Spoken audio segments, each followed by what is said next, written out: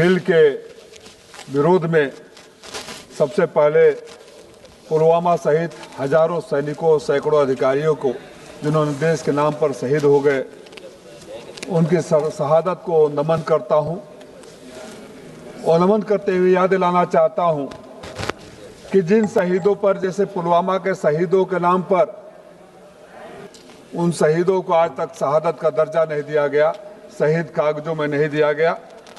उनके बलिदान जिससे यह देश सदैव कृतज्ञ और गौरव के साथ स्मरण करेगा, उनके साहस, त्याग और कर्तव्यनिष्ठा हमारे लिए प्रेरणा स्रोत है। इस भावना से मैं सरकार से आग्रह करता हूं कि हमारे रक्षा बलों में, सुरक्षा बलों में दरार पैदा न करे, सम्मान में भेदभाव न करे, असमानता को संस्थागत न दे, क्योंकि विभाजित बल एकजुट राष्ट्र की रक्षा नहीं कर सकता। यह विधेयक के वर्तमान स्वरूप में सीएपीएफ को सशक्त नहीं करता, उनके मनोबल को गिराता है। मैं सरकार से स्वर्गीय अटल बिहारी वाजपेयी की उन लाइनों को याद दिलाना चाहता हूं जिसमें उन्होंने कहा था, सरकारें बहुमत से चलती है लेकिन सहमत से देश चलता है। सहमत लेने का प्रयास तो अब होता नहीं, क्योंकि एक तरफे फैसले होते हैं, एक तरफे हो जाते हैं। मैं इस सदन में केवल इस विधेयक का विरोध करने के लिए नहीं खड़ा हूं, बल्कि एक सोच, एक प्रवृत्ति, एक खतरनाक दिशा का विरोध करने के लिए खड़ा हूं। मैं सरकार की हठधर्मिता के विरोध में खड़ा हुआ।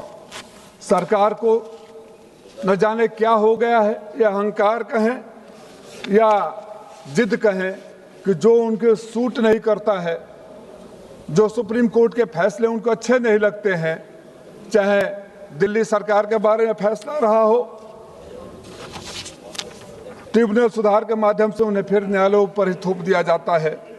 निर्वाचन आयोग में चुनाव आयुक्तों की नियुक्ति का मामला हो, वहां तो तुरंत बदल दिया जाता है, लेकिन जहां जनहित से मामले आते हैं वहां सुप्रीम कोर्ट और न्यायालयों का फैसला सुनाया जाता है। मैं एक उदाहरण के लिए बता दूं, हमारे यहाँ तो एक कताई मिल बंद हो गई थी, मैं उसकी लड़ाई लड़ रहा हूं। अभी मंत्री जी का चिट्ठी आ गया कि 2010 से मैंने वहां बोला था कुछ स्किल डेवलपमेंट सेंटर खोल दीजिए, बच्चों के रोजगार के लिए, पढ़ाई के लिए अस्पताल खोल दीजिए, तो उसका उदाहरण, खाली उदाहरण दे रहा हूं। वहां बता दिया गया कि यहाँ हाई कोर्ट का स्टे ऑर्डर है और 2010 से स्टे ऑर्डर है। शर्म भी नहीं आती कि 15 साल से स्टे ऑर्डर है, और जहां देश की सुरक्षा का सवाल होता है वहां कोर्ट का आदेश को बदल दिया जाता है। माननीय प्रधानमंत्री जी तो कहा करते थे कि परिधान से लोगों की पहचान हो जाती है। मैं प्रधानमंत्री से जानना चाहता हूं कि खाकी वर्दी में और सेना की वर्दी में उनके परिधान में कौन सा फर्क आपको महसूस हुआ कि शहीदों के बीच भेदभाव करने लगे, आप बताने लगे ये तो शहीद है, वो तो शहीद नहीं है। ये कौन सी मानसिकता है? मैं भेदभाव का एक उदाहरण देता हूं। एक ही रैंक पर, असिस्टेंट कमांडर पर, एक उसी पुलिस में डॉक्टर की भर्ती होती है, उसी पर एक फील्ड के अधिकारी की भर्ती होती है। चंद सालों में वो जो डॉक्टर होता है वो तो सीनियर बन जाता है, लेकिन असिस्टेंट कमांडेंट वहीं रहकर उसको सैल्यूट मारता रहता, तब उसके मनोबल को कहां पहुंचता है। अरे सरकार को नेताजी से सीखना चाहिए, श्रद्धेय नेताजी से सीखना चाहिए। आज हम शहीद कहते हैं, शहीदों का सम्मान देने का काम भी इस देश में तब हुआ जब श्रद्धेय नेताजी इस देश के रक्षा मंत्री बने थे। नमन करते हैं हमारे राष्ट्रीय अध्यक्ष अखिलेश यादव जी, मुझे सरकार ने भेजा था देश के लिए, और मैं यहाँ राजनीति की बात नहीं कर रहा हूँ। राजनीति की बात हाँ अगर हम करते तो हर मौके पर जहाँ देश की सुरक्षा के साथ आता है, सरकार के साथ नहीं खड़े होते हैं। ये सरकार को आईपीएस अधिकारियों की इतनी चिंता है, कर ले, हमें आईपीएस अधिकारियों से कोई शिकायत नहीं है, जहाँ उनको काम मिलता है वहाँ करते हैं। लेकिन इस सदन में जहाँ बैठे हैं वहाँ की सुरक्षा से लेके सीमा की सुरक्षा तक, नक्सलियों से लड़ने की बात आए तो हमारे आर्म पुलिस वाले करेंगे। और फिर भी अगर आपको आईपीएस अधिकारियों को यहाँ बैठाना है तो जितने आईपीएस अधिकारी यहाँ बैठते हैं रेसिप्रोकल में, जिनका प्रमोशन न रुके, उतने अधिकारियों को आप फील्ड में भेज दीजिए, उनको एसपी, एसएसपी, डीआईजी, आईजी बना दीजिए, डिस्ट्रिक्ट में भेज दीजिए, बेचारे उनकी भी जिंदगी हो जाएगी। मैं कहना चाहता हूं कि जो 14 साल से न्याय की लड़ाई हमारे पैरामिलिट्री के लोग लड़ रहे थे, आपने 14 घंटे में अपने अहंकार में उसके न्याय को अन्याय का अमली जामा पहनाने के लिए कानून लेकर आ गए। मैं सरकार से यह भी आग्रह करता हूं कि हमारे बलों के भीतर दरार न पैदा करे, असमानता को न बढ़ाए। सरकार कहती है कि आईपीएस अधिकारी यहाँ जरूरत है। अरे आपके आंकड़े कहते हैं कि 505 से ज़्यादा आईपीएस तो राज्यों में खाली है। आप उनको वहाँ नहीं क्यों नहीं भेजते हैं? और वहाँ नहीं भेजते हैं तो इनको भेज दीजिए। मैं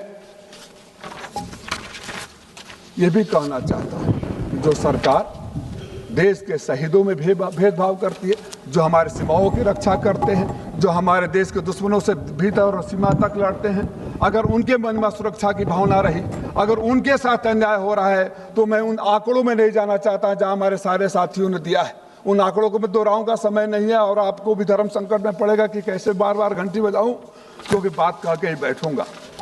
उन आंकड़ों पर नहीं कहना चाहता हूं, लेकिन हमारे सीमाओं की रक्षा करने वाले, मैं आपकी आत्मा को झिझोरने आया हूं। आप दिल पे हाथ रखिएगा। सिर्फ 13,000 सैन्य अधिकारियों की बात नहीं है, 10 लाख से ज्यादा इसमें जवान है और 50 लाख उनके घर वाले हैं। आप किसके साथ अन्याय कर रहे हैं? किसको खुश करने के लिए कर रहे हैं? किन ब्यूरोक्रेट और किन आईपीएस अधिकारियों के हाथ में आपकी कमजोर दस्तबी है कि आपकी आत्मा जानती है? कोई खड़ा होकर कह दे और इतना ही असमानता है। अगर इतने भरोसा नहीं है तो अपनी सुरक्षा से हटा दीजिए, अपनी सुरक्षा से हटा दीजिए। आपकी गृह मंत्री जी की सुरक्षा वो करे और उनके साथ वो अन्याय करे। मैं आपसे विनम्र अनुरोध करता हूं कि ये गंभीर चेतावनी, अगर उनके मन में अन्याय का भाव आ जाएगा, उनके मन में असमानता का भाव आ जाएगा। आपको एक प्रकरण याद दिलाना चाहता हूं, और भगवान न करे वो दिन इस देश में आए। 70 के दौर में एक बार उत्तर प्रदेश में पीएसी और आर्मी में गोलीबारी हो गई थी। क्या आप चाहते हैं?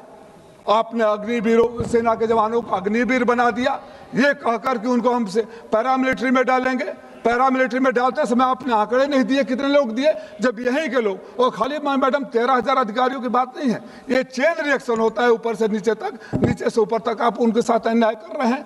मेरी मांग ये है कि अन्याय किसी के साथ न हो। सुप्रीम कोर्ट के फैसले को बार बार आप न बदले। सुप्रीम कोर्ट, आपका अहंकार इतना बड़ा नहीं है कि अंतिम जो न्याय का मंदिर होता है उसको भी आप छोटा कर दे। आपका क्या जाता है? आप ये बताइए कि आपकी कौन सी कमजोरी है जहां खुश रखना चाहते हैं, शहीदों पर क्यों भेदभाव करना चाहते हैं। मेरी मांग ये है कि किसी का, बस 1 मिनट में कंक्लूड कर रहा हूं मैडम, किसी के साथ अन्याय न हो। अगर उनके ग्रोथ में आपको कोई असहजता महसूस होती है, आईपीएस को रखते हैं तो उन्हीं के बराबर सीएपीएफ के अधिकारियों को जिले में डालिए, उनका पेंशन स्कीम शुरू करिए, उनके साथ जो भी अन्याय हुआ है शहीद का दर्जा दीजिए। जो भी, अगर आप, मेरे पास एक असिस्टेंट कमांडेंट आया था, नाम बताऊंगा तो आप कार्रवाई कर दोगे, बोल रहा था 15 साल से मैं असिस्टेंट कमांडेंट हूं। अरे हम गर्व महसूस करते हैं कि इस देश में एक चाय वाला देश के प्रधानमंत्री के कुर्सी पर बैठ जाता है, लेकिन शर्म आती है कि असिस्टेंट कमांडेंट बनकर देश की रक्षा करने वाला जवान 15 साल से वहीं बैठा हुआ है। आत्मचिंतन और मंथन करिएगा और आज ये इतिहास याद रखिएगा। जो ताली बजा रहे हैं उनके साथ अन्याय पर, उनको आने वाली पीढ़ियां कभी माफ नहीं करेगी और वही पैरामिलिट्री के जवान आपको बाहर इंतजार करेंगे और उनके मन में आपके लिए सम्मान रहेगा, वो देखिएगा।